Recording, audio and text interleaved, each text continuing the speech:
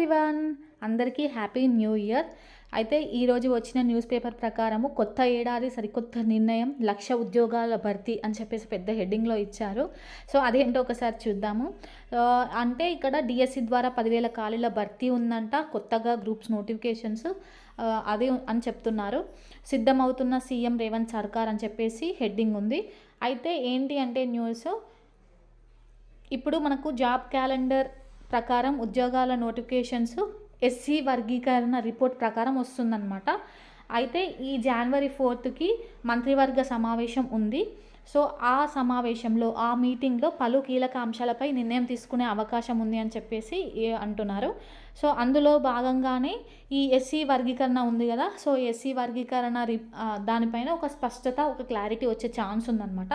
So clarity వచ్చిన తర్వాత ఈ జనవరి మంత్లోనే ఒకవేళ ఈ ఎస్సీ వర్గీకరణ రిపోర్ట్ వచ్చినట్లయితే వస్తుంది అంటున్నారు న్యూస్ పేపర్ ప్రకారము.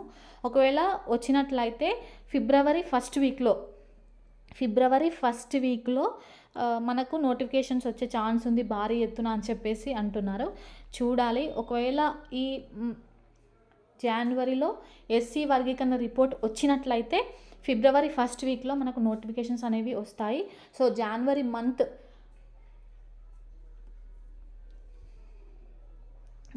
మంత్ అయిపోయిన తర్వాత మనకు ఒక క్లారిటీ వచ్చే ఛాన్స్ ఉందన్నమాట. ఈ జనవరి 4కి అయితే ఇక్కడ ఇచ్చారు కదా మంత్రివర్గ సమావేశం ఉంది అని చెప్పేసి, ఈ 3 డేస్లో మనకు తెలుస్తుంది. సో ఎస్సీ వర్గీకరణ రిపోర్టు, దీనిపైన రిజర్వేషన్స్ పైన ఒక క్లారిటీ వస్తుందన్నమాట. సో ఎస్సీ వర్గీకరణ రిపోర్ట్ వచ్చిన తర్వాతనే మనకి నోటిఫికేషన్స్ వస్తాయి. సో ఈ జనవరి మంతే మనకు హోప్ అనమాట. సో అందరూ పాజిటివ్గా ఉండండి, ప్రిపరేషన్ స్టార్ట్ చేయండి.